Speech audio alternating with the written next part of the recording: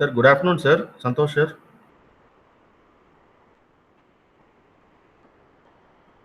This is Harshit Babu from MBA BU faculty. Sir, we cannot hear you. Hello. Yes, sir. Yeah. Yes, Mr. Harshit. How are you? Yeah, I'm doing good, sir. How about you, sir? I'm doing good. Thank you. Yes, sir. Yeah. Sir, we'll wait for another few minutes, sir. So the Sure, sure. students will join and then We we'll can start. proceed. Yeah. Yeah. Yeah. Sure, sure, sir. Yeah. Wait for another 5 minutes, sir. No problem. Still, it is 12:58. We can wait for few minutes. No problem. Yeah.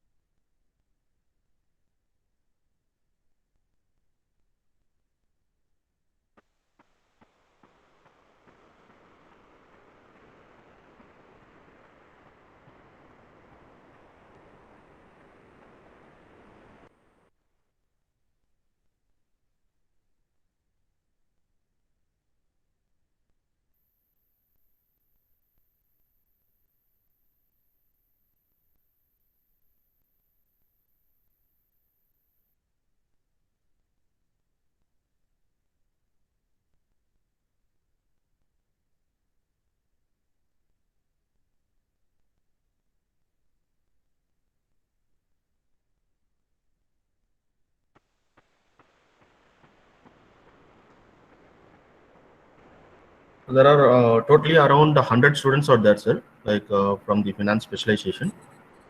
Yeah. So as of now, 64 people are there, or students are there. So shall we proceed, sir? Like, yeah, we can proceed actually. People can, I think they'll join, maybe issues with the internet or something. I think we okay. can start because we have a good crowd actually. 52 people are there. Yes, sir. 52 or 63 actually. 63 63. people are there. Yeah, I think we can get. I'll just Go ahead. I'll just introduce the resource person for the session, Yeah. Professor Santosh Chandrasekhar. So we'll have the session on banking and capital markets, right? So this is a part of industry preparedness program for the students. So Professor Santosh Chandrasekhar is a senior manager at State Street Global Asset Advisors, and he's a chartered accountant by profession. And I will give some more information about his experience. Like, okay, so he's a experienced senior manager who is having an excellent working experience in investment banking, and he has a lot of skills in auditing, internal controls, financial statements, financial reporting, and US generally accepted accounting principles. So he is a strong accounting professionals, as I said earlier, and he manages a lot of projects effectively, and also people, by upskilling to deliver high standard deliverables. So this is a small brief introduction about the resource person, Professor Santosh Chandrasekhar. So I welcome you, sir, for the Thank session. you. Yeah. So Yeah. the session is open for you, sir. Thank you. Thank you, Ashit Babu.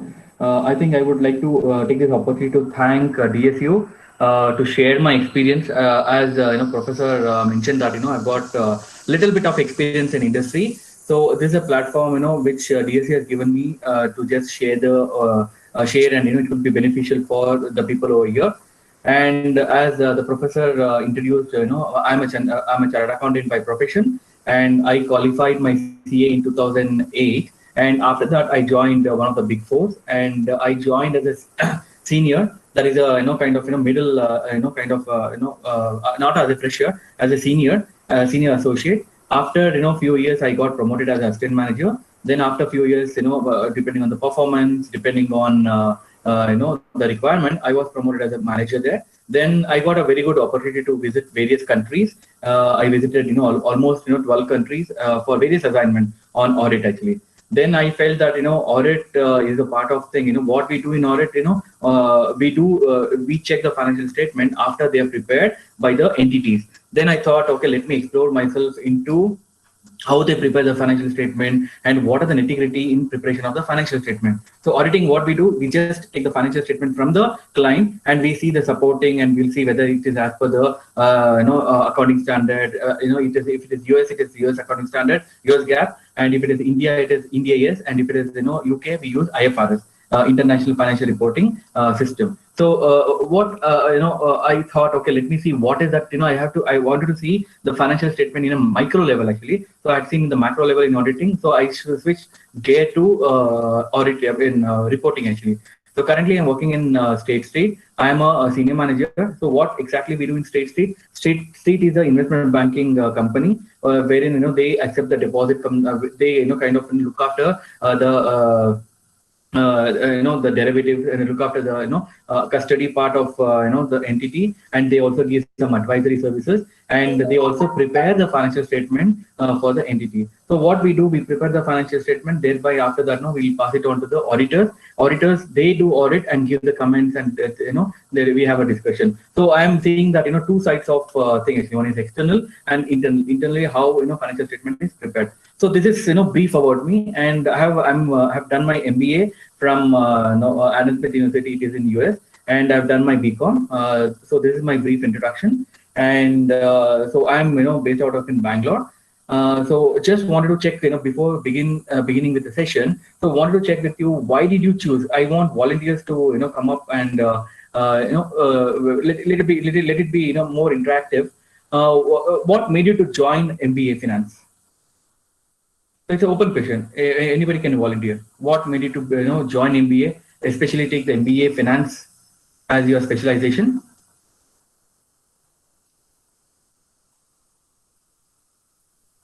Come on, guys. You have to volunteer. There's no harm in that. I'm not asking, whether it's, your decision is right or wrong. Your decision will always be right, because I'm also, a finance guy. So your decision is always right. But wanted to check with you what, framework or what is the mindset you had before you entered the, this MBA finance. So just wanted to, take a brief, yeah, come on. Anybody wants to volunteer? Anirudh, I can see Anirudh here. Yes, sir. Hello, sir. Yeah.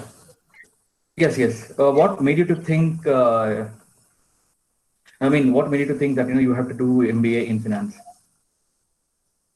Actually, I have taken both finance and marketing. Mm-hmm. So I have taken finance in third semester Mm-hmm. because I am from engineering background. I have Mm-hmm. not taken any finance background before. I didn't have any finance background before. Mm-hmm. So this is my first time doing everything like in finance. Mm-hmm. And uh, when I spoke with my like seniors and all, they were used to my old college seniors. They were like, if you're going for any corporate companies, marketing is not the one they needed.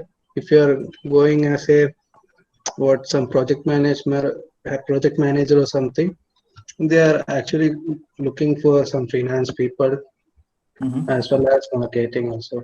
They were saying. So I have taken it. Okay. So that's a good, thought actually. So you have spoken to your seniors and you got some input from them, and then you take a Yes, decision. That's the yes. right thing actually. So that's what always I say that no, please consult people around you. It could be your your faculty, or it could be the Otherwise, I people would who have are already taken in this. only market. Yes. Okay. So any other, any other thought process? Why did you choose finance or your dual MBA program? Good afternoon, sir. Yeah, Toshika. Pratima Your here. name? Okay, Pratima. Yeah, please. Sir, why I have chosen is like I'm good in numericals, and Mm-hmm. when I thought of choosing finance, I thought I can do well in financial planning. When I Mm-hmm. entered into finance field, then I got to know there is some wider opportunity in finance, not only in financial planning, analytics, or some mergers, acquisition, modeling, but we have something called equity research. Mm-hmm. So equity research investment, something like that. So as the opportunity is more wider, so I got more interest in taking the finance field only. Mm-hmm.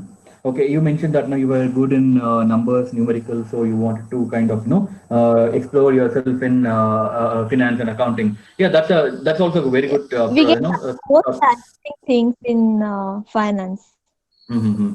Okay, so that is what when you know the number, how to play with the number, see, that is what the finance, as a finance manager, as a finance professional, you will be able to see the number based on the various number. You do the interpretation, and you give the final solution, or you give final, kind of a decision. You help in decision making. Initially, though you may not be taking the decision, you may help your boss, your management to take a decision. You may get the data, you analyze the data and prepare the data in a meaningful information, and you can pass on to your management to take a decision. So that's what that is a stepping stone actually. Then after that, now you will be in a position to take a decision. Then thereafter, you can climb up the ladder of the corporate ladder, which we can say. Yeah, that's a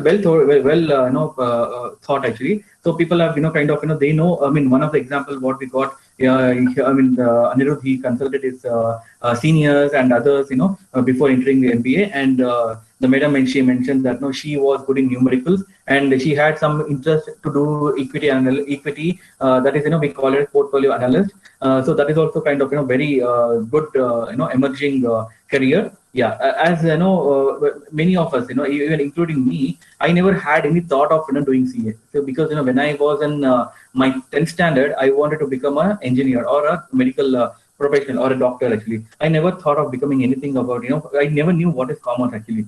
Then the simple reason actually why I didn't join MBA, why I didn't join engineering or science, because I got less marks in mathematics, very less marks. That is, I got 72 or 73. Then I myself decided actually, okay, look, what is happening? This is just a 10th standard. If I go to my +2 or if I go to my engineering, I'll be having lots of mathematics thing actually. So I may not be good in that actually. Then the ultimate choice I had, to end up doing commerce actually. Then I didn't, since I entered the commerce, I didn't give up, okay, this is just a chance, I've come to commerce, I didn't give up actually. So what I did from the PU, first PU onwards, I used to ask people actually, so what is the career you have? What is that you have to do? And what is that being, see, I was not in a position to afford, MBA actually, MBA in, I wanted to, some people suggested, so you are good in things actually, you can, go do your MBA in IIM actually. But, MBA, IIM, it takes, 20-30 lakhs actually. It is too expensive for me. I know it is very lucrative. After you complete it, you get, so much of benefit,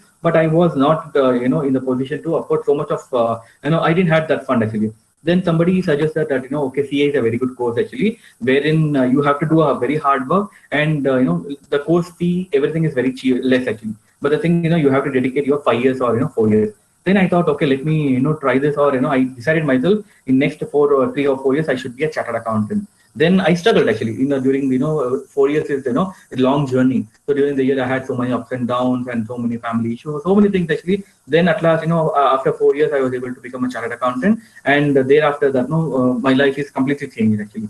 So what there, where I was, where I am now, is totally different actually. And I joined, one of the big four accounting firm as a senior. Then after that, I had, because of the performance, because of, other things, I got promoted as assistant manager. Then I got promoted as a manager. Then I got an opportunity to work in State Street, that is investment banking, the financial reporting side. So this is what the introduction actually. So I just wanted to, I gave my experience to tell you that whatever you do with a passion actually. Sometimes what happens, you wanted to do something, it will not happen actually. But nevertheless, don't give up actually. Whatever path you choose, please pursue that career actually. There are a lot of people actually. When I was studying, I had very limited resources. Now you have, your college has organized a very good program for almost a month or so. I mean, we never had such privilege actually. So whatever we used to go and ask few people, and they used to give some suggestion. We used to kind of go with that actually. Now you have very good opportunity. You have seniors, you have alumni, you have, and so many things actually. Please make use of it. So that is what I would like to begin my section actually. So this section, industry preparedness. I'll just share my PPT.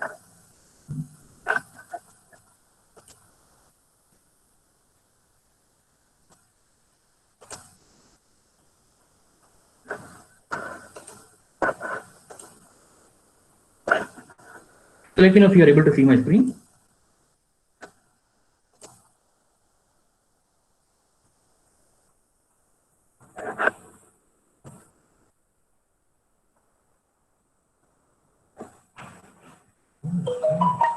So are you able to see the screen? Yes, sir. Yes, sir. Yeah.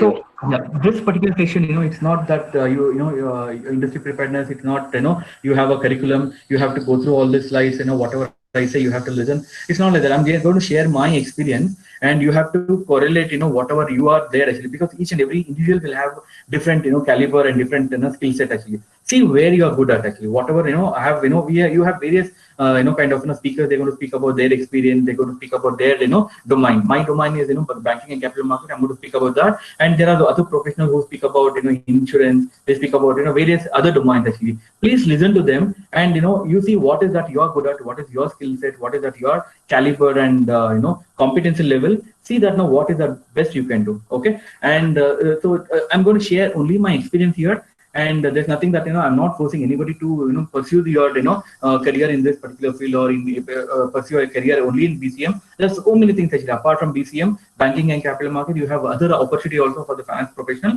which will be dealt by other speakers. Okay. So this, we are going to speak about banking and capital market. So here, the objective is to give some kind of an exposure to you on the banking and capital market. And see, since I've got close to 13 years experience in banking and capital market, that is especially on the investment banking, so I can give some kind of a tips and some kind of an expectation from the industry. So that is what I can kind of share my experience. and I can also give the key positions actually. Why the key positions are very important to know before you are just beginner actually, you are just a fresher. Why should you know about the position of a company? Is very important actually. So earlier days, those days we had those days not my days, my I think my parents' days they had that urge for the jobs actually. Whenever whatever jobs they get, they used to enter that actually. So they have done a BCom, so you get accounting job, okay, just enter. You got a banking job, just enter that particular thing. So they never had that foreseeing foreseeable future actually. That means after 4 years or after 5 years, what will be my position? So I'm going to start as a fresher. Next, I'm going to become a senior associate. What is that after 5 years? So you should always have, before joining any company, you should always do a homework. So what is the hierarchy in the company? What is the position level? So today, if I join as a entry level, and within how many years you can go to the next level, and within how many years you can go to the next level. So you can think about next 5 years. You have to plan actually. Otherwise, what happens? You end up doing a job which you don't like, which which may not be having good. It may not give you good satisfaction. So just do one thing. Go and whenever you apply for a job, just do one thing. Whenever you get a job from a company, see what is the position they have, and next 5 years how you see yourself. So that is very important, from my experience point of view. Then we'll talk about a few trends in the banking and capital market. So I can say that banking and capital market, the trend is very wide. If you think about 5 years and where we are in today, everything is changed actually because of automation. So automation is playing a very big important role in terms of banking and capital market. So because what is happening in banking and capital market, the transaction or the the entries or the kind of process or the kind of control they have, two millions of transactions will happen every day. So it is very difficult for any person to keep a track of that and keep in the thing. Everything is automated actually. If you see your core banking, what is happening in the core banking? Earlier days, we used to go to bank and we used to get the chapa from the bank for the passbook, and we used to get the entry from the passbook. Now what happens? Everything is automated actually. Just go to your internet banking, just give your ID, and you can transfer the money from earlier days you used to give a check. After 3 days the person used to get money, everything. Nowadays everything is changed because of RTGS and NEFT. Everything is changed. If you want money and I can take your account, I can immediately transfer within half an hour to 1 hour. I can transfer the money. Earlier days it used to take 3 days, 4 days. So many things are happening in recent changes in banking and capital market. So I would like people will think that because of this automation, what will happen to my job? So it is nothing happening actually. Nothing will happen to your job. Your job is secured, but your focus will be towards doing a complex things actually. Earlier, people used to think when Tally came actually, when Excel came. I'm talking about my sir. My boss used to say actually, whenever they got Tally, or whenever they had Excel sheet, so they had fear actually, oh, what will happen to my job actually, because everything is doing from the computer. Because adding in that Excel sheet, they used to think that's a great job actually. So they used to think, my boss used to think, okay, what will happen to my job actually, what will happen to the career now? So the easy job, the less complex job is given to the system. The system is doing artificial intelligence we have, and we have automation. So all this small petty job is given to them, and decision making is vested with the human beings actually. So you don't have to worry about that. So now the focus for us to see how the automation is having actually. So it is automation is something but garbage in and garbage out. If you give a garbage inside, you get a garbage outside. You should give a very good data to that, and you get a very good output actually. So that is what you have to see actually. Then you also need to understand that there will be a huge transaction. So we have something called data analytics. So data analytics has gained a very very vital role in nowadays actually, because I cannot see the millions of transactions in I cannot review that actually. What happens? We have a data analytics. The data analytics team will prepare the data and give it to you. It's a dump actually. So as a data analyst, what I'll do, I'll review that entire data and see what is important to me and what is important for me to take a decision actually. That's what that is a vital role that data analytics it is playing in the recent time. And the next objective we are going to discuss about industry preparedness. So industry preparedness, what I'll do, whenever I touch upon various things, I'll just tell you what is that industry expectation and what is that you have to do. I'll just touch upon whenever I in each and every stage or in each and every slide we have industry preparedness. What is that is expected from youngsters like you. So that is what we'll discuss. Okay. So far so good. So this is just introduction. So we'll have detail about what is banking and what is the role, and I can touch upon all this. This is just an introduction. Are you all good? If you have any other expectation? So are you all good with that objective, what we're going to discuss now? Yeah.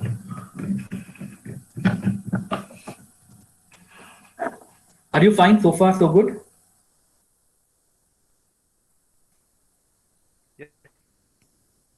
Yes? Yes, sir. Yeah, thank you.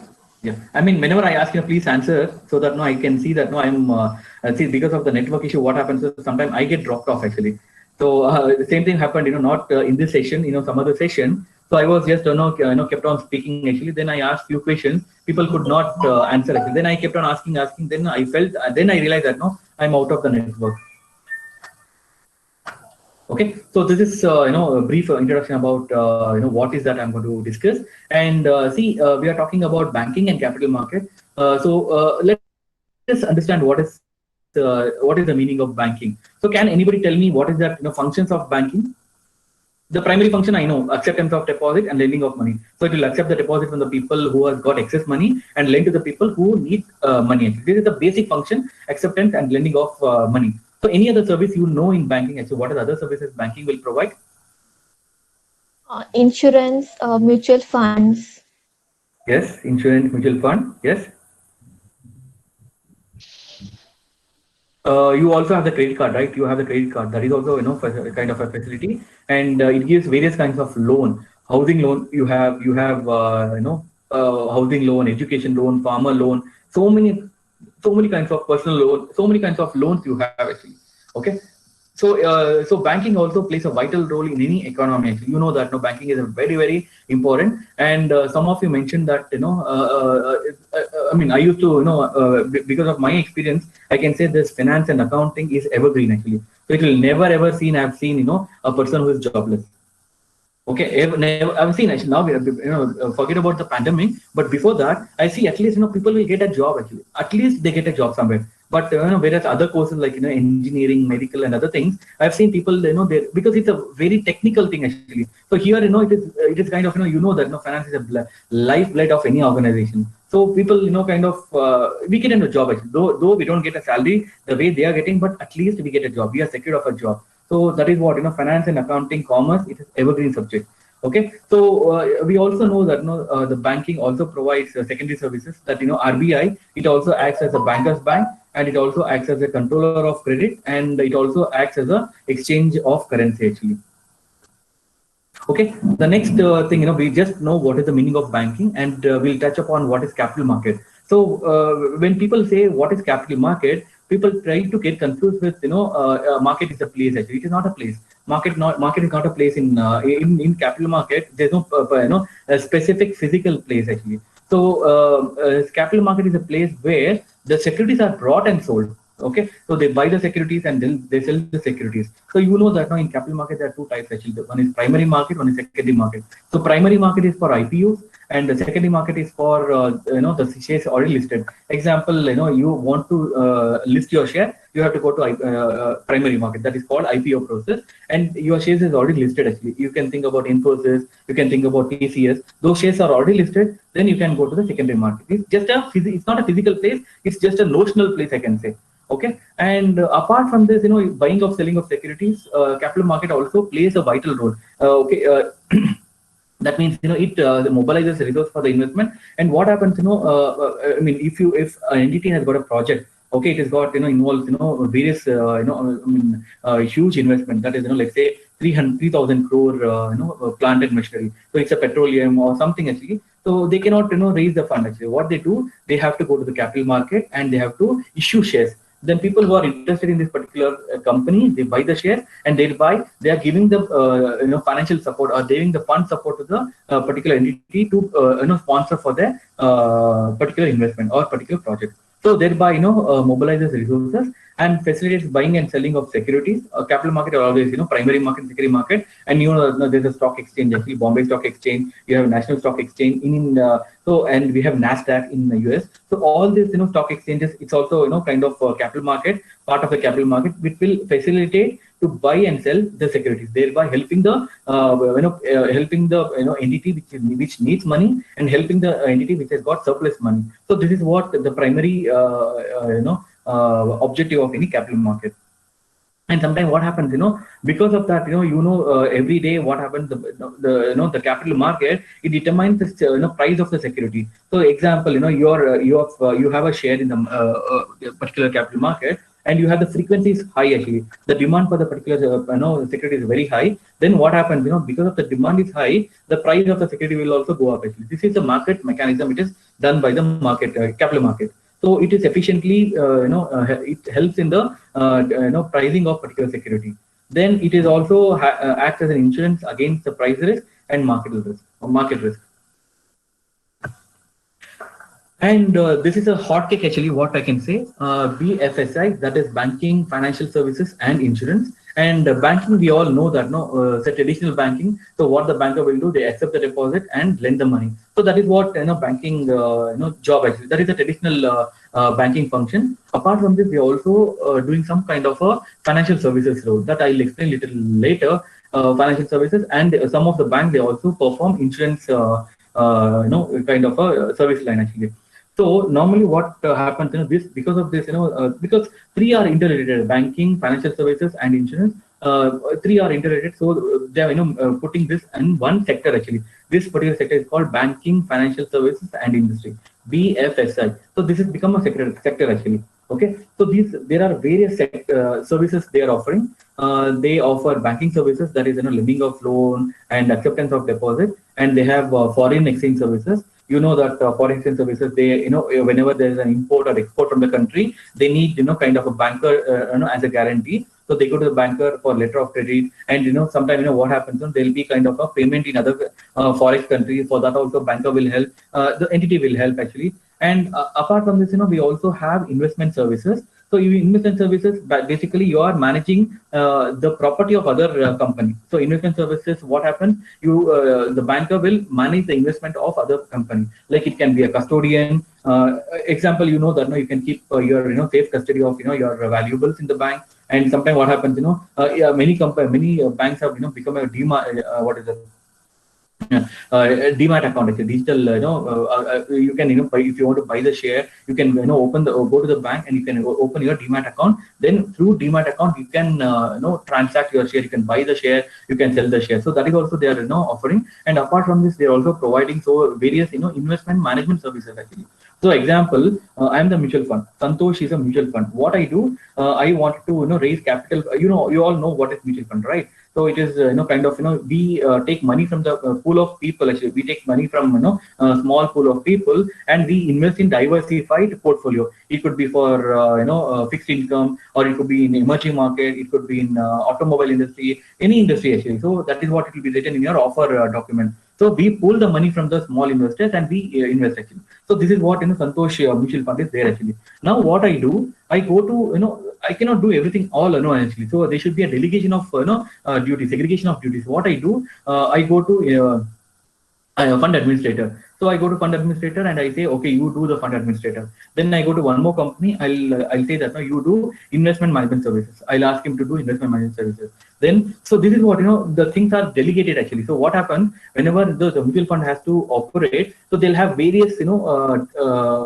functions. The functions are delegated to different entities actually. So this service is called as investment management services or investment services. And finally, you have insurance that will be dealt by some other speaker. Your insurance will be dealt by them. They can also give the insight of insurance, because this is a separate though it is belongs to banking, financial services, and insurance. But this is takes a little longer time, and this is a different kind of hot topic. So we thought we can invest more time on the insurance. So this is what the arrangement of other section we have. Okay. Okay, so we can also think about what is that activity. So the BFSI activities is not only done by the bank. There are some corporates which is also doing the same kind of activity. Okay, so it need not be only banks. It can also be various corporates which can also act like various activities. Okay, I'll just come to this. Okay, so we'll just talk about various activities of BFSI. If you see the left hand side, you have a bunch of activities, and right hand side you have bunch of activities. The left hand side, what are the bunch of activities you have?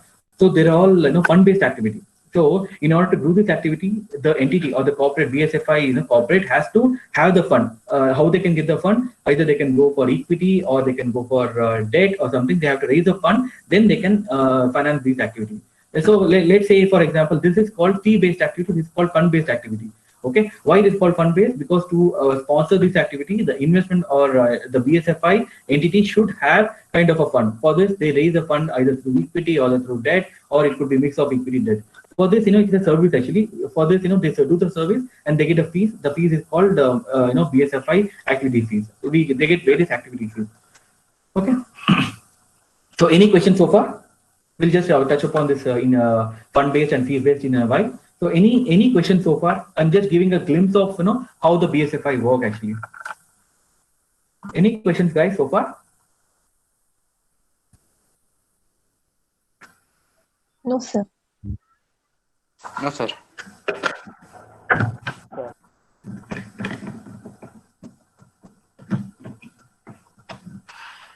So if you see in BFSI, you have various activities. You have fund-based activity and you have fee-based activity. The fund-based activity, you have leasing and hire purchase. So what happens in typical leasing and hire purchase? Let's say entity. I'm in a manufacturing concern. I need a machinery. I need a machinery to run my operation. So what I do, I don't have huge investment. I cannot buy the investment. So it is very let's say it could be around 10 crores or 20 crores. I don't have money. What I do, I go to the bank. I go to this BSFI bank. I go to the bank and I'll tell them leasing company. I tell them I want to buy this particular machine and can you provide me the financial assistance. What these people will do, a leasing company, they buy this particular machinery. Okay, they buy it from the market and they'll give me for the usage actually. I'll be using this particular property, but name the particular lease, everything will be there actually. So we have financial lease, we have operating, that is a different story. But they give me the right to use the particular property actually. So they buy the particular machinery in the market for 10 crores and they give it to me actually. So what I do, I use this particular machinery. I do it will help me in my production and operation. And thereby every month or every annual every year I pay the lease rental actually. So that is a kind of that is a kind of remuneration, that is a kind of consideration which the leasing company will get actually. So for this activity, what they should do, they should have a huge money. That means they should have a 10 crore in their pocket so that they can buy the machinery and they can give it to me.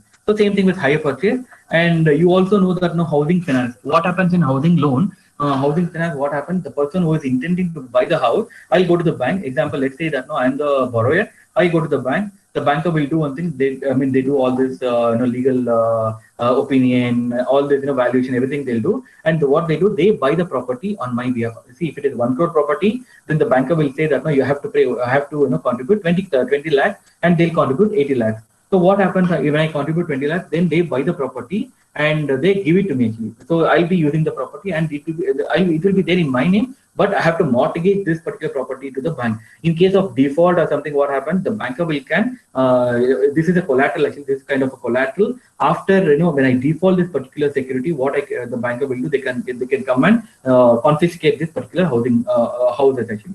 The houses or a property. So this is kind of, for this, they need a finance actually. If they want to sponsor 80 lakhs, they need to have a finance actually. If everybody wants to go for a loan, the banker should have a huge sum actually, or huge fund to invest on this. And you also know that there's a credit card. The operation of credit card, you swipe the credit card and you make the payment after 45 days or whatever it is, 30 days or whatever it is. But what happens in the meantime, when you swipe the card, the banker, or you have HDFC Bank or ICICI Bank or any bank, SBI Bank, what they do, they give money or they transfer whatever the money to the vendor actually. You go to Big Bazaar and you swipe your card. The Big Bazaar or the person he'll get the money from the bank actually. He would have got the money in 1 or 2 days. He'll get the money. Thereby, to sponsor that, the banker should have the money for that. So for that, they go for raising the capital through equity or debt finance. Then we have again venture capital. So whatever I'm discussing, it's all based on the fee. It's all based on the fund-based activity. And we have venture capital. What happens in venture capital? Can anybody say what is the venture capital? Any idea about venture capital, how it functions? Starting capital for a business, so Yeah, I mean, in a layman term, I can say that no starting capital for business, that is fine. So there's something, what is the then what is the other what is the difference between normal loan and venture capital? I think your answer is right. Actually, you are partially right. But why would anybody go for venture capital? As you mentioned, it's a Sir, starting capital. because like investors will invest there, so the goodwill of the startup will increase. What is the That's goodwill? what nowadays. No, what is the goodwill? Nobody will have the goodwill actually. If I want to start a business, I'll not have any goodwill, right? No, sir. Like if we attract some investors for Mm-hmm. our startup, then Mm-hmm. automatically people start trusting us because we have got some investors. Mm-hmm. So that's create a goodwill. Okay, you're also partially correct. But what happens in venture capital? So venture capital is always, normally, in some countries, what happens, venture capital and private equity, they say that no, it is synonymous. But I'll give you that, the both are, almost same in India also. But what happens, I've got a very good knowledge. I've got a very good, technical know-how. Okay, I know how to process, this particular, example. Let's say that, no, I know how to, I should not say, but I know what is that vaccination. I know what is that. How can you reduce the temperature of a person, or how can you kind of reduce this community spread. I know something about that actually. So what I do, I'm a medical student. So what I do, I'm medical and research student. What I do, I don't have money actually. I have kind of I don't have anything. I have just sitting in four walls. I mean, what I do. I take money actually. So I mean, so what I do, I just develop my skill set and I come out with a plan actually. So that is an innovative plan. Then I go to the various sponsors or various venture capitalists. I go to them. I show my particular venture actually. So they also do the study actually. They also come to know that look, Santosh, what you're selling is really good actually. So that is really need of our actually. What after 2 years or 3 years, this could be a kind of very good bumper actually. This could be a kind of a boom actually. Then what they do, I don't have anything actually. I don't have even single rupee actually. I don't have to invest anything actually. What is that? Only my knowledge and only my technical knowledge and technical know-how. I go to the various various parties. What they do, they say that no, okay, do one thing. You don't have to invest anything in your company, but all you want to do is you have to be a venture capitalist with me.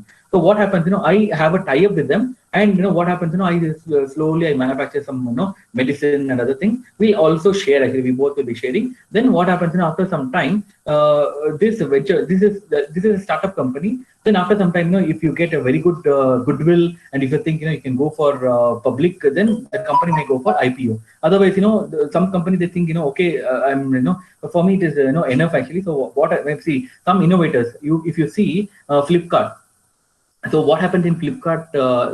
See, there was a particular founder. So the founder, Flipkart is it is a garment actually, or it is a fashion design, fashion apparel thing. You buy something and it will be delivered to you. Then this particular guy, the founder, he thought, okay, let me kind of do some other business. Their mindset is always different actually. They're always thinking different. They always think about not settling down in the business. They'll always think about doing various ventures in the life actually. So what they did actually, they gave up everything. Okay, they said they sold the company to other promoters. Then this particular promoter, he came out of the business. He started his own other business, which is not at all related to anything with apparels and garments actually. So that is mind Cure Fit. That now you have Cure Fit, you have Mind Fit, Eat Fit. All these are his particular innovation. So after sometime after some years 5-10 years, he thinks that this business is also boring. Then what he'll do, he'll give this to the promoters. Then he'll hunt for some other business actually. So that is the main idea or main intention of this innovative mindsets. Okay, so in venture capital, what happens? I go with the bank. I ask for the fund. I don't ask for the fund. I say that now you also become a venture capitalist. Then whatever the finance, everything will be taken over by them, and I should give my only the ideas and other things. After some years, what happens? If we are kind of stable, what they do, they give it to other company, or we may go for IPOs. So this is the main for the venture capital. For this, the BSFI entity should have the capital. So the capital will be obtained through raising the capital. And we also have the factoring actually. You all know what is factoring. The factoring is a financial arrangement. It's a temporary financial arrangement wherein the entity, I have bills receivable in my books of account. I need money. So what I do, I go to the bank and I sell this particular bills receivable to him actually. Then let's say if bills receivable is, let's say 1 lakh, what they do, they give me 80,000 rupees. So 20,000 rupees, they say it's a charges for this actually. They're taking the risk actually, So I give 20,000 rupees for them and I get the money actually. It's a short-term finance. So to give that 80,000, the bank should have the money. So for that, they raise the fund actually. And they also have the insurance business that will be covered in the other section. So whatever activity you have, this is not exhaustive actually. This exhaustive, it's not limited actually. You have exhaustive actually. You have many other activities. I'm just jotting down the activities which is very, very important and vital. Then this is a fund-based activity, and here we are talking about the fee-based activity. So fee-based activity, you do some service, you get the fees. That is the only thing you have. You don't have to invest so much of money the way you invest here. Okay, so this is become a very, very, very vital. It's become a hot cake now actually. So this is happening from so many years, 100 years. This is happening, but this happening, of late actually, maybe after globalization. So this particular fee-based activity is again more important actually. Whenever you're looking for an opportunity, I think this is a very good opportunity because in terms of knowledge, in terms of learning curve, in terms of career growth, in terms of compensation, I think this investment management service is doing very well. And one of our friends mentioned that she is very much interested in the equity analyst. Okay, so that is called as a portfolio analysis. Everything is that is a service provided by bank actually. Many companies like Moody's and other things, they do the valuation of companies actually. So they do the kind of a rating for the company. So these particular sectors, the fee-based activity is getting more and more popular nowadays. Okay.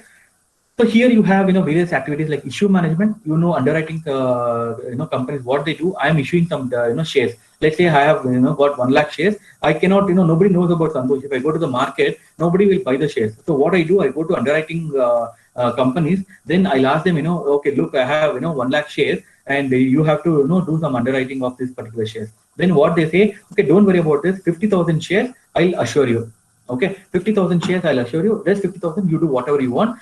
And if you're getting 45,000 or something, the remaining 5,000 I contribute for that. So that's what they're going to say. Okay. So for that, they charge some commission. It's called as underwriting commission. So that is also very, this is also very, very important. They have to do a due diligence. They have to do so many things actually. You have to know what is the market trend, and if your shares are what is that industry pulse actually, and how they are receptive about your shares. Everything should be studied under this thing actually. So it is more and more popular actually. It's more of decision making, because you are advising the company and you are getting the fees. So you should have more knowledge actually. You should have more exposure towards this BSFI industry. And we have corporate advisory services. You have various corporate advisory services.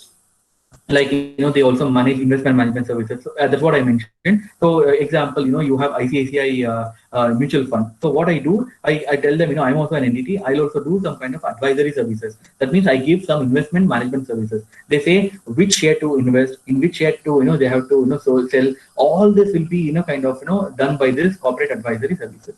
That I come little later. And you have asset management services. You have various things like fund administrator services. And we have investment, everything will be covered here actually. And you also know that there's a stock broking services. So you all know that most of the bankers, they have a very good knowledge about what is happening in the stock market, and they provide the stock exchange, the stock broking services. For that they collect nominal fees. So this is brief activities about the BSFI. One is fee-based fund-based activity. One is fee-based activity. Okay. So again, we come back to types of bank. So these are the types of bank. There are, mainly there are, various types of bank, cooperative society bank, all this. I'm just, briefing, I'm talking about in global scenario. We have only 3 types of bank actually. That is, one is retail banking, one is commercial banking, one is investment banking. So any example can you give for retail banking services? So retail banking is nothing but it's a customer services. It could be for individual customer. So what are the services which individual customer will avail from the banking company?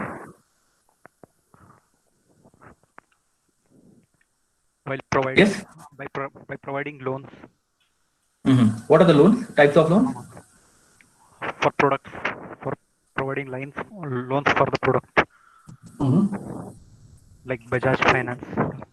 Yes, that is a consumer loan. Also, they have a vehicle loan. You buy whatever vehicle, they provide loan. So I think the vehicle loans, it has dropped to 7% or 8%. It's become very less actually. When I bought my car, way long back actually, the rate of interest was 14% actually. I used to pay. I'm kind of repenting actually. I paid 14% actually. I mean, I'm talking about 2010. I paid 14% rate of interest. Now the car loan is closed actually. And if you see housing loan also, it is dropped a lot actually, because they wanted, because there's no money in the banking system, so they want more and more people. They have so much of money in the banking system, they want more and more people to take the money, and they have to make the best. That's what they want. They are looking for this. And there are other services like credit card facilities. You have demat account, everything. It's a retail banking. It's all individual customer banking. And you have commercial banking. Commercial banking, it is for the corporates. So can you tell me what are the corporate, what are the banking services given to the corporates? I'm talking about corporates actually, companies. It could be a manufacturing company, it could be service company. What are the kind of services they are offering? Current account services. Current account services. That's a traditional one, right? Then Loans.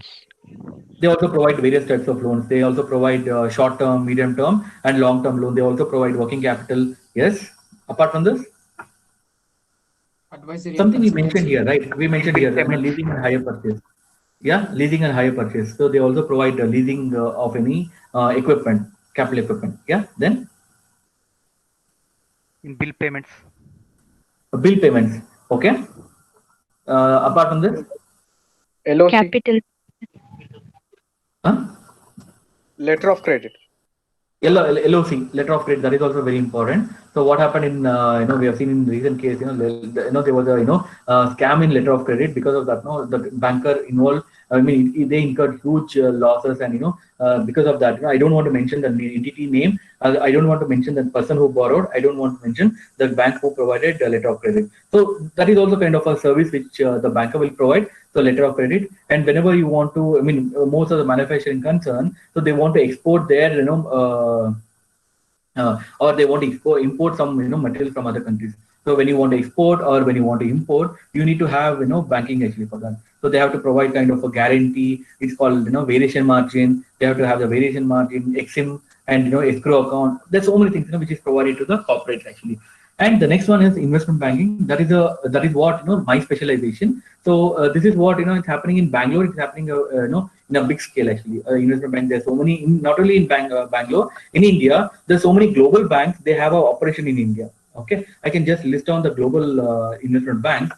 So the first one is Bank of America, Citigroup, Goldman Sachs, Merrill Lynch, Barclays, Credit Suisse, HSBC, Morgan Stanley, BlackRock, DBS, that is Deutsche Bank, and JP Morgan, RBC, State Street, BNP Paribas. All these provide various investment banking services. Okay, so Bank of America, which is in Gurgaon, and the Citigroup, which is in I think it's in Mumbai, and Goldman Sachs, you all know it is the main place of business is in Bangalore, and Barclays, I'm not sure about this, and Credit Suisse, it is in Bangalore, and HSBC, it is in Bangalore, Bangalore, Chennai, and Gurgaon, and Morgan Stanley, it is in Bangalore and Mumbai, and BlackRock also you have in Bangalore. Also you have some this thing, and Deutsche Bank is in Bangalore, and it is also there in Pune. And JP Morgan, you all know that JP Morgan is doing a very good this thing, because in terms of employment, I see most of the people who are who want to pursue their career in investment banking, either they join JP Morgan or Goldman Sachs nowadays. And RBC, you have it in Gurgaon, and you have it in Chennai, and the State Street, you have it in Bangalore, Mumbai, and Chennai. So these are the entities, Hyderabad. So these are the entities where they have different operations. So see, this is what exactly people want to know what exactly they are doing actually. What is that nature of business? What is that they? I mean, these are the companies. It's a global investment bank. So what they have the global it is registered in outside India. Then what happens? They have a business in India. Sometimes they have kind of a subsidiary actually. Most of the companies, what they do, they registered in India name actually. Example, State Street Mumbai India Limited. So they have registered in India. So all whatever labor laws, everything, whatever is there, that will be applicable to this thing. So when I say global bank and when I say local bank, you have various banks like ICICI Bank, HDFC Bank, and you have SBI Bank and Canara Bank. So many banks, they also provide investment banking services. So there's nothing wrong in that. Actually, local bank, they also provide investment banking services, and these banks also provide this thing. But the choice is between you actually, whether to go for local or whether you want to get this. Sometimes what happens, why I chose this one actually, because if you ask me the personal question, why did I choose to go here actually? Because here it is brand actually. The brand is global brand, and the second thing it's you can go wherever you want actually. You can, example, if I'm working in State Street today, I can be in Bangalore. I can go to different country. I can go to any other country where you have State Street. That is what I thought. It got a global footprint, so I thought I can have the global mobility. That's the only reason. Then in terms of acquiring the knowledge, because State Street or any other company, they are working in Bangalore. They are working for US. So what I'm usually exposed to US GAAP, that is US General Accounting Standard, and in India they follow various guidelines from the RBI. They also RBI, and they also follow various guidelines which is given by the standards, actually accounting standards. So I thought if I have this knowledge, global knowledge, then it will be good for me actually. That's what I thought. And if you see the controls, compared to global bank and investment bank, global investment bank will have more and more control, because everything is global actually. Because whatever I enter the transaction, that will be local, globally kind of reviewed and other things actually. So that is the main reason I wanted to join this global investment bank. Okay, then when I say investment bank, so these are the main focus area for the investment bank. So first is industry focus. So in industry focus, you have various industry. So if you see any technology, say I mentioned so many banks here. So each and every bank will strive, or they'll work hard there, work hard for automation technology. Every company will have the technology. So that is what, technologically, if you see, the global banks have got very good footprint actually. They have various every day they'll have a new tool for doing the job. So that is what the focus actually. They have more technology, and they also have healthcare actually. So what they do, this investment bank, what they do, they get the money, and they it's a mutual fund. So when I say mutual fund, they get money from the they pull money from the small investors. They invest in various sectors. So what is the sectors they invest? So technology and healthcare, because of that pandemic. Healthcare normally it is the same actually. Not now. From the beginning, healthcare is going in the same kind of a line actually. If you see other technology, one time it will be very high, sometimes it will be very low.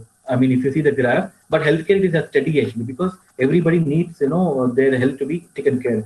So then you have financial services. So what they do, they also invest in various financial service activity and consumer product. As you all know that consumer product. Somebody mentioned that there are so many other Bajaj Finance, and whenever you go to a showroom, you buy a refrigerator or something, you need a money actually. For that they have that is a focus for them, and they have focus for energy. This is the industry focus for any investment banking.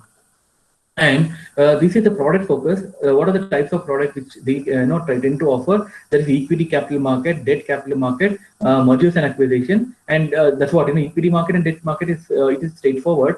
Somebody mentioned that whenever there's a mergers and acquisition, you need an expert advice. Somebody should do the valuation of the firm. So there will be two firms getting merged to one firm, or one firm is taking over the other firm. So there is a need for valuation of this particular firm. So the valuation mechanism, it differs actually. There are so many valuation models, and you have terminal value, calculation of terminal value, and so many things are there. It's not an easy task. Then we need some kind of an expert advice. So what they do, there are some firms, some accounting firms, they are all expert in mergers acquisition. So example, if you go to EY, or if you take PwC or KPMG and Deloitte, so they'll be having a separate division who is expert in mergers acquisition, who can give expert advice on mergers acquisition. So that is also one of the focus area for investment banking. Then private placement. So private placement, it's nothing but you have money, you want to raise a capital. What happens? That will be distributed only to high net worth individuals. So that is what private placement and private equity related to. And the next one is capital raising. So public equity offer, you have public debt offer, you have equity, private equity offer, you have private debt offer. So these are all raising the capital. It will help you to raise the capital in the market. That is also one of the services which is provided by the investment banking. Then you have financial advisory. So you all know that, no, example, if you have financial management, so what the financial manager, investment manager, what he'll do, he'll tell the company, example, ICICI Mutual Fund, it has got one financial manager, investment manager. So the investment manager, what he'll do, he'll give the recommendation to the company as to when to buy the shares and when to sell the shares, when to go for a short, when to go for a long. So all this, short means selling, long means buying actually.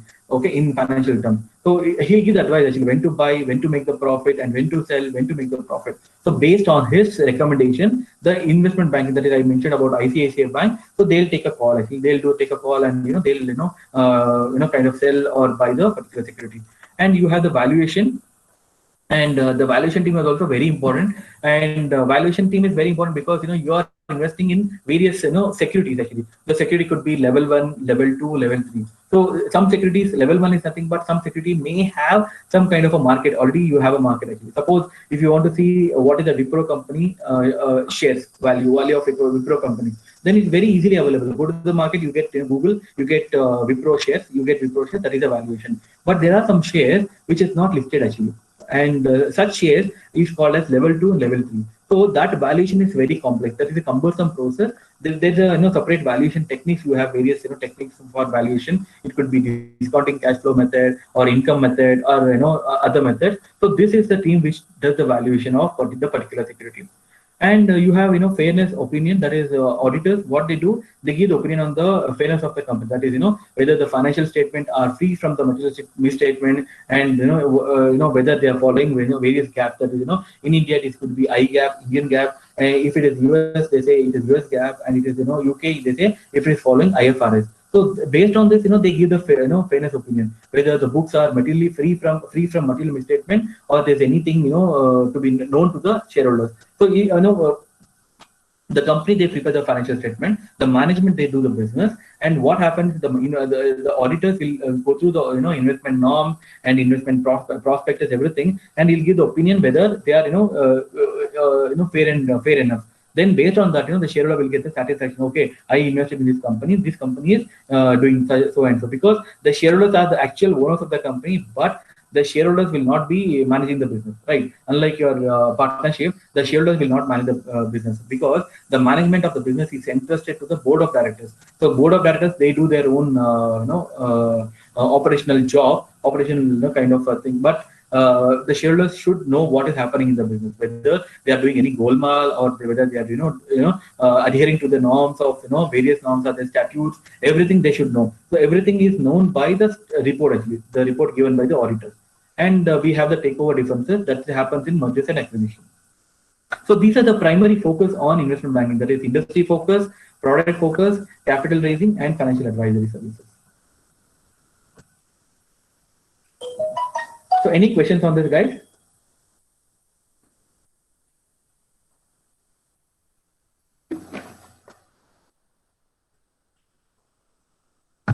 No, sir. So are you all fine? Actually, I'm just talking about investment banking. So I'm talking about investment banking. This is not only global; it could be for even the local investment banking also. They have the same facility. And I've seen that SBI will have asset management division. So SBI asset management division is in MG Road. Actually, I've seen that. Actually, I have done an audit there. So every entity, every bank will have this investment banking actually. Okay.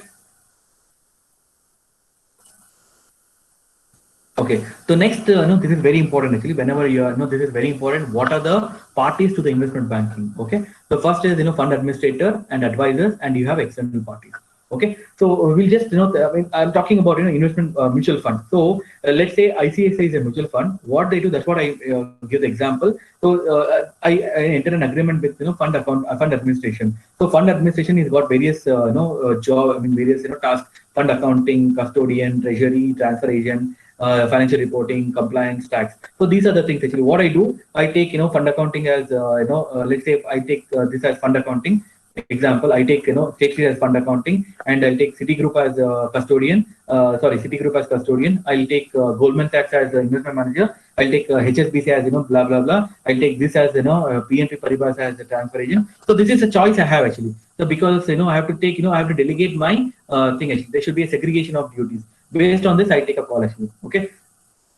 So this is what happens, fund administrator. I'm just putting everything in one bucket. It's called fund administration. Okay. So the first one is, fund accounting. What happens here in fund accounting? So they prepare the financials. They, enter the transaction. So you know that now you enter everything in the Tally or ERP.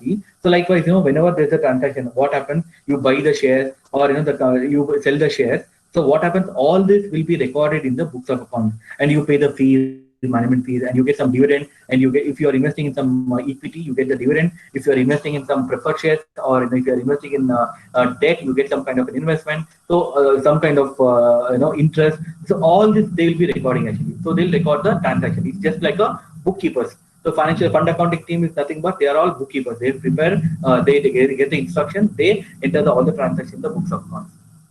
Then the custodian, you have a specific, job, specific party is called custodian. So custodian, what happens in case of, mutual fund or investment banking, they'll have millions of securities. So they cannot keep a track of millions of security. What they do, they appoint this guy actually. So to keep a track of the securities, and sometimes he'll also do the valuation of securities. The custodian, what he'll do, he'll have number of shares. Example, ICICI Bank. So ICICI Bank mutual fund, it has got number of shares. These are the shares in ICICI Bank, and these are the number of shares, and this is the valuation at that particular period. Maybe it could be December or it could be March, year end, whatever it is. So he'll prepare that particular thing actually. So they need to have this every day. They need to have this valuation, because they need to calculate NAV, net asset value. So what is the NAV? Asset minus liability will be the NAV. So this is a determining factor for people to buy invest mutual fund or sell the investment this thing. So today, if you see, I have got one mutual fund. It may have 10.2 or 10.3 NAV. So when I say 10.2, what will happen? Asset minus liability divided by number of units. So for that, to determine the asset will comprise of so many things actually. In that, your investment is also one of the things. So investment should be valued each and every day. So in order to get the NAV. So this particular guy, the custodian, will help you to value the investment part, and he'll keep your investment he'll safeguard your investment. Then after that, you have treasury. Okay, this particular guy, the treasury, what he'll do, he'll have all the you are entering the transaction with various parties actually. You have fund accounting, your treasury, you have transfer agent, financial reporting, compliance team, tax team, investment manager, everything. So they need some kind of a fees actually. So these people, they need some kind of a fees. So what happens, this guy will maintain the record for having the fees for various parties actually, because this is expense. It's very, very crucial actually. So that particular thing is maintained by this treasury guy. So he'll calculate actually. Example, let's say investment manager, he'll be having 5% fees on the NAV every day. So what will happen? So every day he'll calculate NAV. This guy will calculate, this guy will give the investment, and this guy fund accounting will calculate NAV every day, because he's got asset value and he's got liability. Then based on that, he'll give the fees actually 5% to like that. You have various things which will be there in the prospectus. So in case of investment banking, I urge each and every one of you to have a look at the prospectus, latest prospectus. So it is publicly available information. You get what is the fees is paid to this person, and who is fund accounting. It could be Goldman Sachs, it could be fund custodian, it could be Credit Suisse, and treasury management. Treasury could be State Street, and everything you come to know by viewing the prospectus. So prospectus is very, very important, and I request you to go through the prospectus, any prospectus which is publicly available. You can Google, you can get the prospectus of investment bank, you can go through that one. Okay, so this guy, what he does in treasury team, they are mainly responsible for expenses actually. They maintain the expenses records. Then you have transfer agent. Okay, as I mentioned that, in case of mutual fund, what happens, every day there will be millions of transactions. You buy shares, you sell shares. You buy shares, you sell shares. So whenever they buy shares, they need to have the units actually, because the shareholder will be called as unit holder. So you need to have a unit holder track actually. Otherwise, you cannot arrive at the NAV per share, because what happens? This guy will give number of what is the total investment. Okay, he'll say that let's say we have 100 crore investment asset value. Then it has to be reduced by your expenses. Then you get net asset value. So that net asset value should be divided by number of units as on particular date actually.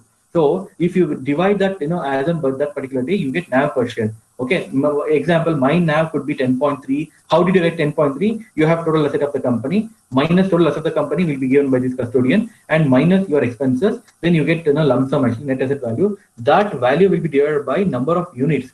So how do you get the number of units? The number of units per day will be given by this guy. He's going to keep a track of who is coming into the business and which unit is going out of the business. Everything will be recorded by this guy.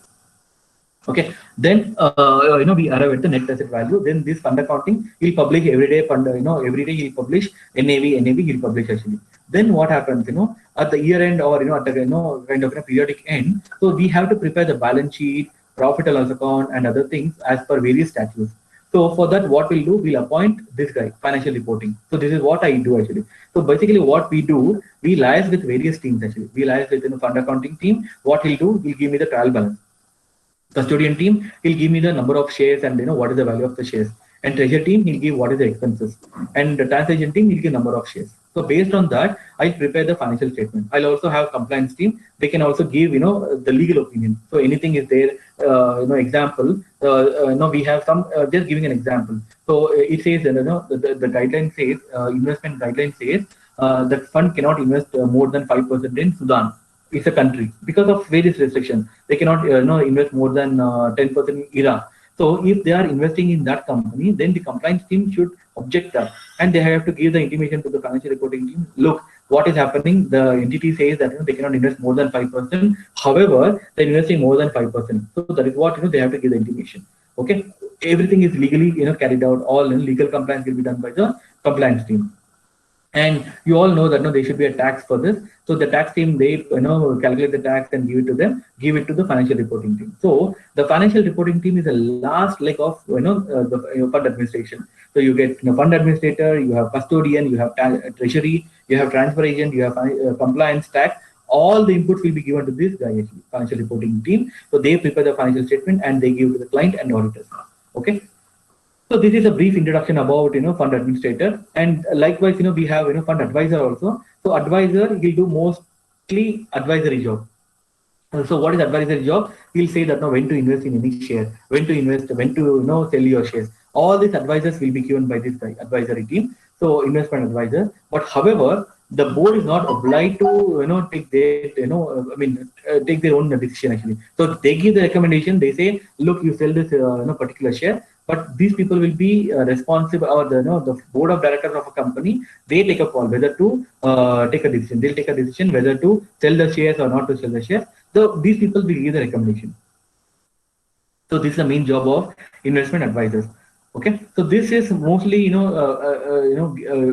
this is not a decision making actually. So it is all kind of a recording job. But this is investment advisor is more of decision making job. Okay. Then apart from this, we also have external parties. External parties, we have parties, we have external parties and internal auditors actually. So external auditors, as I discussed, we have various big fours and we have various medium size firms. What they do, periodically they come and they check the books of account and they give their opinion. And they also state that they ensure that the financial statements are free from material misstatement. So this is the main job actually. So what happens here in some of the companies actually, in some of the big fours, in some of the companies, the external auditors, they need the qualification. So they say that okay, up to one level, up to manager level, you can be here. After manager level, you have to be qualified, or if you do ACCA, CPA, or CA. So this is what they require actually. Please look into that. If they are asking for any qualification. So if you're not inclined towards doing any higher education, please I recommend please don't do this actually. So you have internal auditor. So the internal auditors, so what these people will do in the external auditors, they check the books of account and they also see whether the controls are in place. So what is control actually? That's what I mentioned earlier. In banking industry, you have various millions of processes actually. So in order to avoid there's a process, we have various controls. So one example for the control, bank reconciliation. Okay, so what happens in bank reconciliation? You prepare the bank reconciliation. As per the books, as per the custodian, or as per the bank, you have the two parties balances. You reconcile that. So what happens is there could be so much of issues in that. There's so much of scams in bank reconciliation. So what happens because of that? The entity has come out with internal control. So what is the control? It says the bank reconciliation should be prepared by one person, and bank reconciliation should be reviewed by one person. So preparation should be done by one person and review should be done by other person. So thereby you can mitigate that particular risk. So what happens, let's say for example, I'm the cashier. Okay, I have taken some money from the bank. I have taken from let's say for example I have taken some 60 lakhs I have taken I have goofed up actually. So what I do every year I'm showing the same reconciliation. I say that no, it is no reconciliation. So it is reconciliation. If you keep on putting down the reconciliation, I mean they have to. I mean there should be somebody to ask me, right? So somebody comes and says what happened to the 60,000? So I'll say that no, it is reconciliation. So next year also I'll say that no, what happened to the 60 lakhs? I'll say reconciliation. So to avoid such kind of conflict, what they have done, so I prepare the reconciliation, the cashier or whatever it is, that has to be reviewed by other person. So thereby any discrepancy, because cash is very, very, very sensitive in any organization. So that is what it is also prone to all fraudulent process will happen in the cash actually. So various mismanagement will happen in the cash management.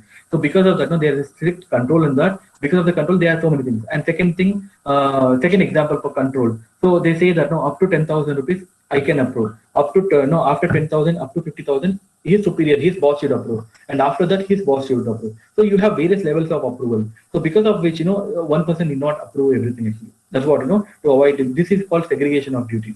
So thereby you are mitigating the control, mitigating the risk of stifling of the money actually.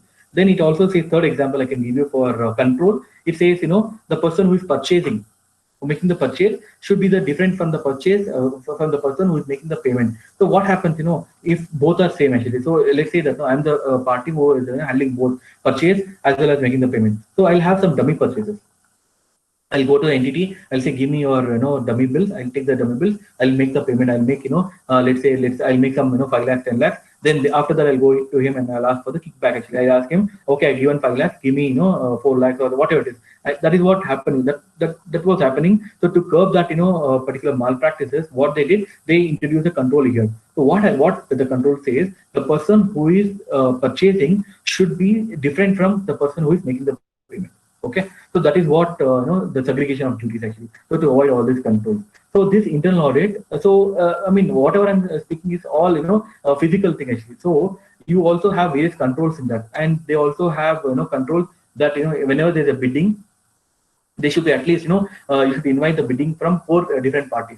Okay, let's say for example you have a construction actually. So construction, you need to invite various people. So one person will say 1 lakh, other person may say 1,05,000, other person may say 1,10,000, other person may say 1,20,000. So based on the various bids, based on the credibility of the tender, so we have to choose the tender. So this is what what happens. So suppose I invite only one person. So let's say for example that particular work is worth only 1 lakh. So what happens, I invite one person, it could be my brother or it could be my, relative. I'll say, okay, I'll appoint you for, for this particular construction work. He'll come and, he'll charge me 1,50,000 rupees. I give me 1,50,000. So when you go to the market, when you go to the different person, so he may charge 1 lakh actually. So the 50,000, what I'm giving extra, I'll share that one. So all these were, kind of, control issues actually. So nowadays, what is happening because of so much of scams and other things, the controls are, playing a vital role actually in any entity.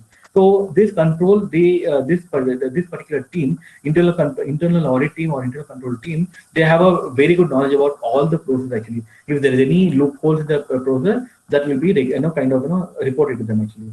So this is done prior to the auditors. So in order to just cover the face, or in order to have this statutory obligation, what they do, they have internal auditors. Internal auditors will give you the what are the weaknesses, and it's a day in and day out actually. The external auditors will come periodically after books are prepared, but this internal auditor will be there throughout the business actually. So anything is going wrong, he'll say, okay, you should not invest more than 5%. So this is what the advice he's going to give you. So this is also a very good job actually. And most of the companies, they don't require any specific qualifications for that. You can join that one actually. And after that, you have regulators. In India, it is SEBI, Security Exchange Board of India, and US it is SEC.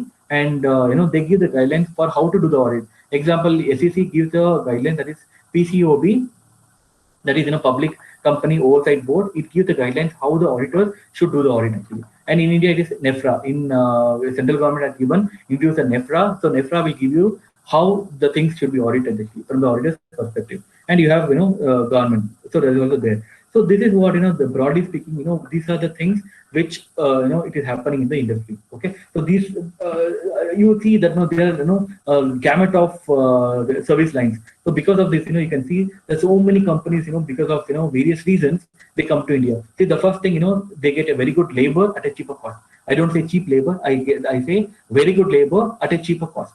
Okay, when they come to India. So because there are so many financial professionals, they can help on various activities. They can become, they can choose one of the courses, or they can choose one of the service lines. They can kind of develop their service line. So these are the typically what is happening in the banking industry. Okay. Any questions so far, guys? The parties to the banking, I think you should know about this actually, because you should know what to choose after your qualification, and what to choose, and after your graduating, you should know which one is good for you, which is treasury, and what is that the hierarchy after 4 years or 5 years, what is that I'm going to become, and what is that industry.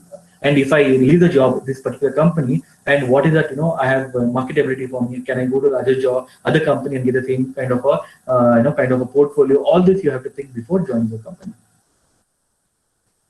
Any questions, guys, in this?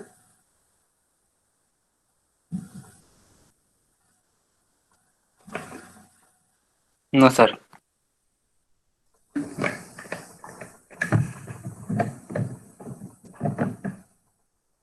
Okay, and see, you should whenever you are joining any company, your industry preparedness, first you try to see these are the global players, and if you want to join Indian university, that is also fine actually. See what are the players that you have. And the second thing you should know, what are the parties actually, what is that service line they have in India. And the third thing, what you should know, the corporate ladder actually. That is very, very important. You join as an associate, and after some years, or in how many years you can become a senior associate, in how many years you can become managers and senior managers, in how many years you can become vice president. I'm just taking the example of next 5 to 6 years, 5 to 10 years. Okay, so this is what. After that, you have other hierarchy also. After vice president, you have CFO. Sorry, after vice president, you have president. After president, you will have CFO, and after CFO, it is MD. You have hierarchy is is still going on. This is hierarchy is still going on, but still for your reference, you can think about next 10 years. What is that you want to become? You want to become when you join as an associate. Then what is that what is that eligibility criteria? Example, you join an organization. So the next level is senior associate. So what is that you have to possess to become a senior associate? In how many years you can become a senior associate? So that you have to kind of do a homework. Then after you become a senior associate, what is the qualification? What is that how you can become a manager? Just don't join a company that thinking that they'll push you in the corporate area. Nobody will push you. You have to have specific skills. So you should know what are the skills they need in various levels. So over and above, see, you can join as an associate. Then you can gain the skill. What is that? It can become a senior associate. Then you can see that what is the manager skill. You can also develop that one. Then during your tenancy, then you can become a vice president. See what is that you can, what is the skill set you lack, and what is that homework you need to do before kind of applying for a job. So understand, you should have a bigger picture of a corporate ladder, and so that you can see that what is that you can become after 10 years, and whether I have a skill set to become a manager. So the example in audit firm, they say that if you want to become a manager, you should have a qualification. They say you should have a CA or ACCA or CPA. Then I should think whether I have a skill set. I may be having a skill set, whether I can do the course, CA course. It's very long course actually. It takes 4 years. You have to do the articleship, and it's long course. And if you think about CPA it is just like a CA in US. CPA will cost around 4 lakhs or 5 lakhs. So whether you have that, they say it's a little tough actually. Whether you have patience to do that, whether you have funds to do that, course, you have 5 lakhs to sponsor this. Please think about that actually. Then that is what I want you to think before. You have time actually. You have time, and you can think what is the best you can do, what is the industry requirement, and how well you are equipped actually. So you can think this. You have time. Okay, and the next one is latest trends which is in the industry. So that is what people ask me in various session. So what is the tool I have to learn actually? Don't learn any tool actually, because you should know what is automation tools they have. How do you know actually? You cannot work on the automation, because automation tool is not easily available in the market. So what you should do, you should see what is that automation they have actually. Various industry, banking industry, you can get various journals. What is the automation, latest trend in that automation? You can learn that one. Each and every bank will have their own automation process. Okay, you can see that now. Whenever example in an industry, I mean, you have that credit card. So credit card is a sort of automated actually. So your limit is 50,000 rupees. Okay, if you buy something more than 50,000, let's say you are buying something 50,001 rupees, so the system will not allow actually. The system will not allow, or immediately you get a call from the person actually, credit card department. Immediately you'll get a call. He'll say, sir, your transaction is over the limit. Please tell me whether you want to go for the transaction, because over and above 1 rupee, whatever it is, actually, over and above your credit limit will have some kind of an implication. We have to will charge something on that actually, because your limit is 50,000. If you're kind of swiping your card more than 50,000 or 60,000, then he'll say that no, for the 10,000 we'll charge additional fee for that. Are you okay? Then you'll say okay. You are in the kind of you're with the vendor. You'll say okay, I can pay. Then what they'll do? They'll enhance your credit limit. Then that's what happening. Background is happening in the system actually. Then your your credit limit will be enhanced to 55,000. So this is automation process actually. So this is what happens. For that they'll charge extra fees. Okay, so for that you don't have to learn any extra skill set or extra automation tool. All what you can do, you can see what is happening in the industry, what is the trends in the automation. You can get various industry journals. Please go through that journals. And the next one is what is happening, data analytics. So as I mentioned that banking is it's a ocean actually. So in order to have particular informative information, what they do, they've introduced various data analytics tools. So data analytics tool could be Python or programming, so many things actually. I don't want you to learn in depth. At least if you have a basic understanding of data analytics, that should be fine actually. Basic understanding, you can do a small basic course on data analytics, that should be more than sufficient. And because what happens, I mentioned earlier, each and every industry or each and every company will have their own data analytics tools actually. So after you qualify, after you are kind of onboarded, you'll be exposed to various on-the-job training, and they'll also give the training on various tools. Don't have to worry, but understand you have to have a basic knowledge about that. And the third thing, you have a rigid regulation by the regulators. What is happening because of the scams and because of this? So the regulators are imposing so much of regulations actually, like SEBI, RBI. They are imposing various regulations. Because of that, the transaction, it has become very stringent process. So what is happening? It's a good thing for us actually. If it is stringent, they need more people to be vigilant. They need more people to look after the process. So that is what it's a good thing actually. If it is light, what will happen? Everybody will kind of do the transaction, and there will not be any person who can monitor the particular process. Okay, here what happens? Because of the rigidness of the regulator, there'll be more and more employment opportunity. Okay. So I usually get a question actually. People say that now, what is that you have to do for data analytics? So first thing, you have to be little thorough about your Excel skills.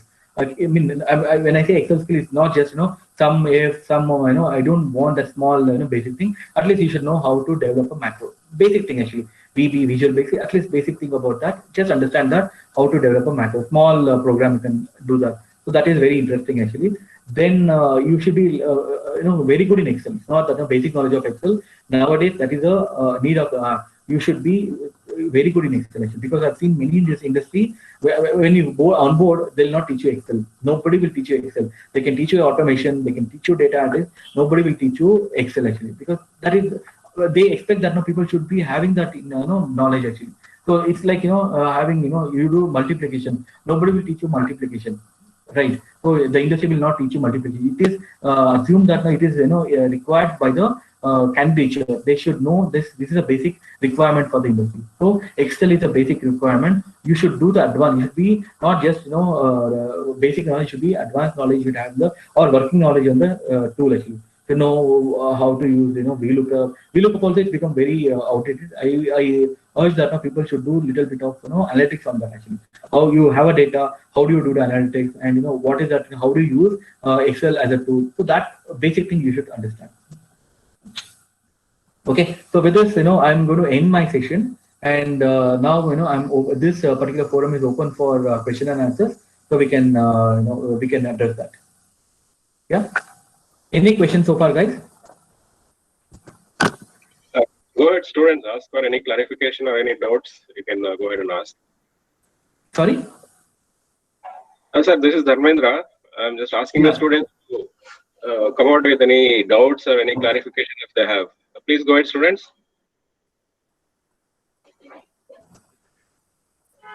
Hi, sir. Yes, hello. I'm Sri Raksha.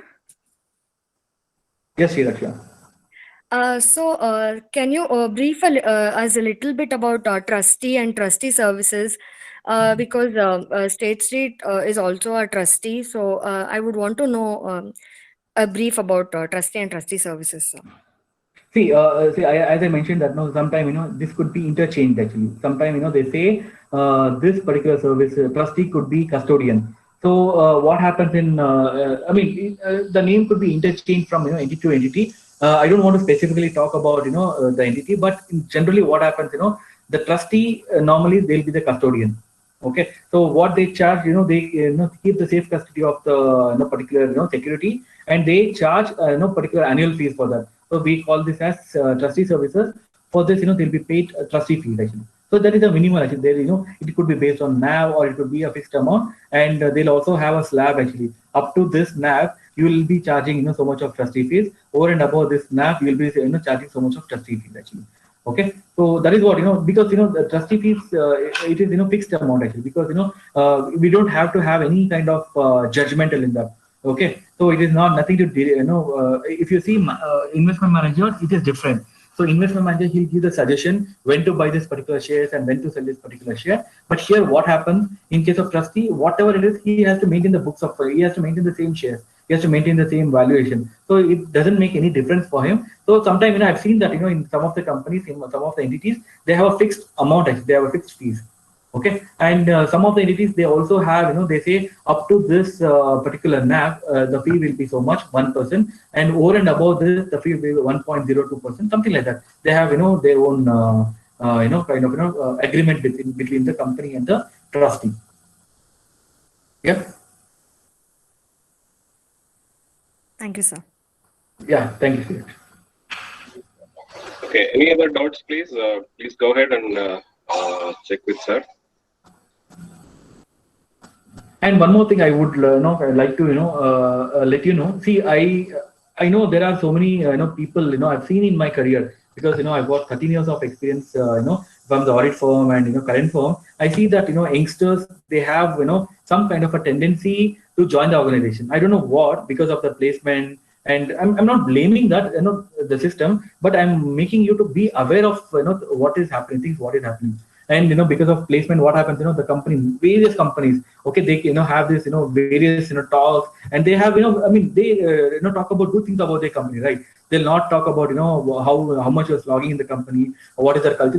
Nobody will talk actually. So any company, placement companies, come to your college, they'll talk about good things about the company. Some company, they say they sponsor for higher education. Some company, they'll say they have work-life balance. Everything that could be true. I mean, no company will give some false picture. They give the true picture of what is happening, good thing happening in the company. So as kind of you're the candidature, you should know the other side of the business also. And how do you get? You cannot ask the company. I mean, in the talk, you cannot ask them. What is the negative side? You cannot get. So what you can do, you can kind of do a homework.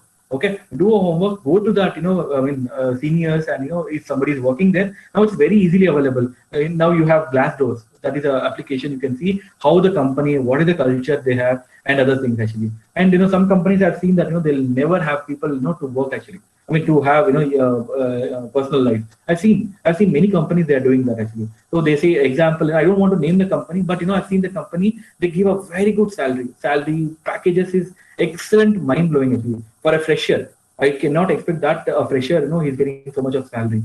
But what happens? They slog, and they'll not have any personal life actually. So I want you to think about it before you join. And some people, what they do, in some of the organization, after they finish their graduation, they straight away, because of campus, or because of good lucrative thing, they join the company, and after that they wanted to do something high kind of high profile job actually. Then initially what happens in any company, okay, if I come to your if I come to you as an assistant, you will give me the small less complex job actually. Then these people, I mean, I've seen the people, they think that, okay, oh, I'm doing only a small job, I'm doing only reconciliation, I'm doing tick and tie, so this is not my cup of tea. So I want to do something, analytical, I have to do something decision making. Then immediately what they think, okay, what should I do? Okay, I'll do something. I mean, my friend is working in that company, he's getting a very good package, and he's getting, don't do that actually. So whatever it is actually, this is what happens actually. Any company initially, first 2 years for sure you'll be learning so many things. First for 1 year, at least you should know. I mean, in the first year you'll be knowing what is the company about. I mean, example, what is the company about? What is the service line it's offering in the first year? The second year, I think you'll be a little bit exposed to complex areas. At least stick on to at least 2 years, any company, okay? Because that will add value to your resume, okay?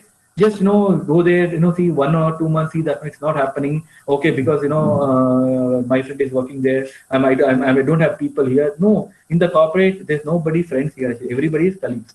Okay, and your friend also will be acting as a colleague. Your close friend who joined with you along the company, he'll be competitor to you. You never know. So that is what the culture actually. So corporate culture is totally different. Never take too serious about personal bonding in the company. You can do that. I'm not restricting, but the thing is, always you should look for getting more opportunity. Okay, and so this is what I suggest. Whenever you get an offer, please do a homework of the company. And nowadays it's very easy to get hold of people. Actually, you have so many people. Catch hold of the people. Say that whether this organization is fit for me to join. Ask straightforward question. So they'll give you that there are this is a plus point, this is a negative point. Based on that, you have to take a decision. Okay, if you're not able to take a decision, please ask your elders or ask your faculty members. They can guide you, because your faculty member they will not be seeing only one bunch of students. Every year they'll be every trimester or every semester they'll be seeing lots of people, and they'll also see people who are getting placed and how their life is. Okay. Okay. Are there any more doubts or questions to Professor Santosh? Okay, I think I don't. Nobody is coming out with any questions, sir. Before we call it a day, I request all the students to please submit the feedback, for which the link is provided in the chat box. And I hope you enjoyed the session and learned a lot of things. And Professor Santosh, sir, thank you very much for taking the time out for enlightening our students about banking and derivative and capital markets domain. I hope they have learned quite something today. Thank you so much, sir, and we'll let you go now. Yeah, have a nice day. Bye-bye.